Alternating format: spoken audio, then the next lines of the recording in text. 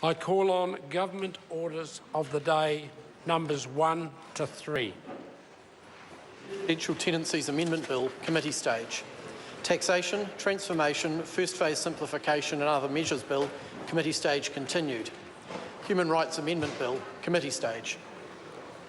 I declare the House in committee for consideration of the Residential Tenancies Amendment Bill, for further consideration of the Taxation, Transformation, First Phase Simplification and Other Measures Bill, and for consideration of the Human Rights Amendment Bill.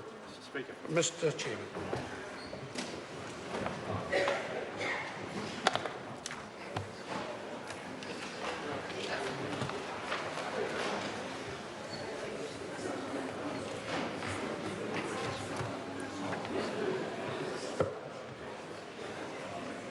Order.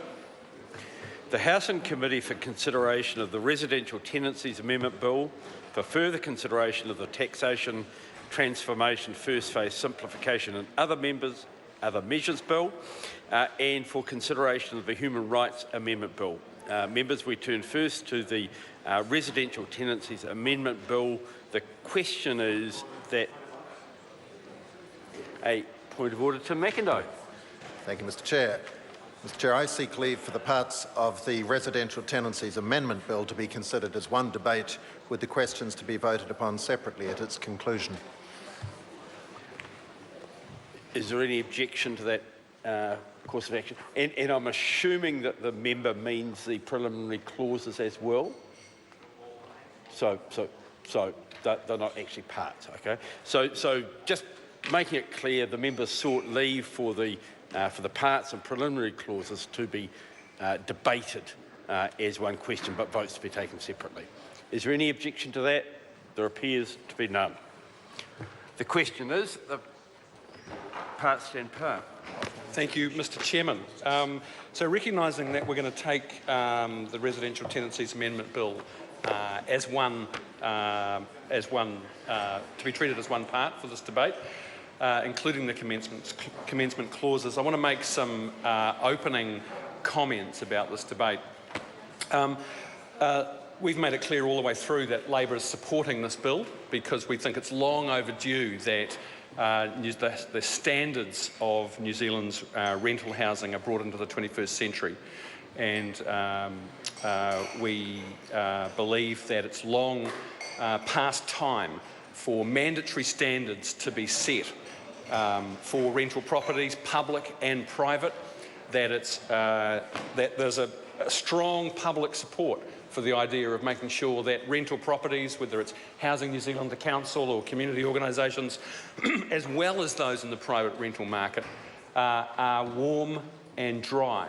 And the reason, sir, is this, that the latest estimates from Otago University are that 50,000 children are hospitalised every year in New Zealand, and many of them are from, and those 50,000 are hospitalised with preventable disease, infectious and respiratory diseases that are associated with poverty, overcrowding and cold, damp, mouldy homes. Now, we've had many debates in this House, Mr. Chairman, about this issue in recent years. And I have to say I'm pleased to see, finally, the National Government acknowledging that there's a problem that needs to be solved here, and that this bill makes some attempt to set some standards. But we, on this side of the House, are bitterly disappointed that the bill doesn't go far enough. And we agree with the comments that were made by Dr. Russell Wills, the Children's Commissioner, who came to the Parliament and said that Nick Smith's Residential Tenancies Amendment Bill is a broken promise to the nation's children, and that it is a wasted opportunity to do the job properly. And so one of the things that we're going to be talking about in this debate is what's not in this bill that should be, and we'll be doing our best to link that to the specific provisions in the bill. But better start fairly soon. So what the bill does is that it sets standards for insulation, and that's good in itself. But the problem is that without setting standards for heating and for ventilation, all we are doing with this bill is insulating many houses that are already that are cold and damp and miserable. And so that's why we believe there should have been ventilation standards in here, and there should have been heating standards. That's quite doable, and much of the work has been done, particularly by the Metro Councils, 5 different local authorities who have done a comprehensive trial of the warrant of fitness concept. There's lots of data that could be drawn on, including the Minister's own trial of Housing New Zealand properties. But sadly, for the spurious reason that the Minister thinks it will be an unwarranted and onerous burden on landlords that may cause rents to go up, and we'll deal with that argument in the course of this debate. This bill focuses far too narrowly on insulation standards, and there are many provisions in Part 1 of the bill that deal with the machinery that will implement those insulation standards. Now, there are other issues that we'll deal with in the course of this debate. One of them is the grace period that this bill gives to landlords. So there's a 3-year grace period.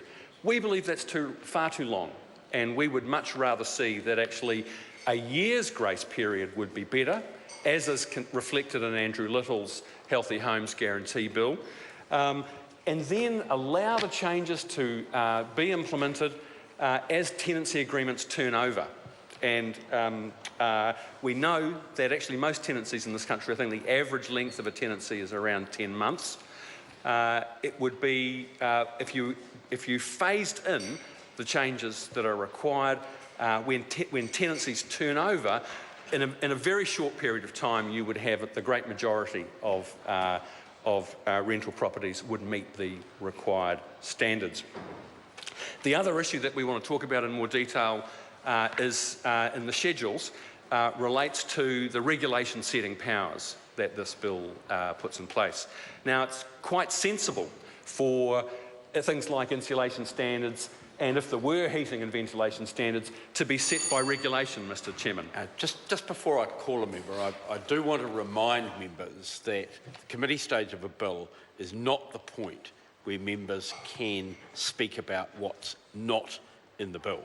They've got to speak about the bill and the technical clauses in it and the amendments to it. By way of advice, I would refer members to Materia Ture's amendment to the bill, and in particular clause 13.2b of that, which probably will help members. Phil Twyford. Thank you, Mr Chairman. The only remaining comment I wanted to make in the opening contribution is really about the regulation setting powers, and to say that it's perfectly logical and reasonable for these kind of standards to be set by regulation, because standards will change as new technologies, new design, new products are available, and social expectations develop. The unfortunate thing is, in relation to this bill, that the draft regulations that have been released at the same time as this bill demonstrate an intention by the government that to allow a giant loophole in the insulation standards that this bill propagates. And unfortunately, it's going to allow hundreds of thousands of properties that are already insulated to the redundant 1978 standard, which is insulation about this thick. And the draft regulations that have been released alongside this bill will mean that those properties will not have to be upgraded to the current 2008 building standard, which would allow insulation this thick. So this bill is effectively legislating into place redundant and inadequate standards for legislation. Thank you, Mr Chairman. Materia Ture. Thank you, Mr Chair.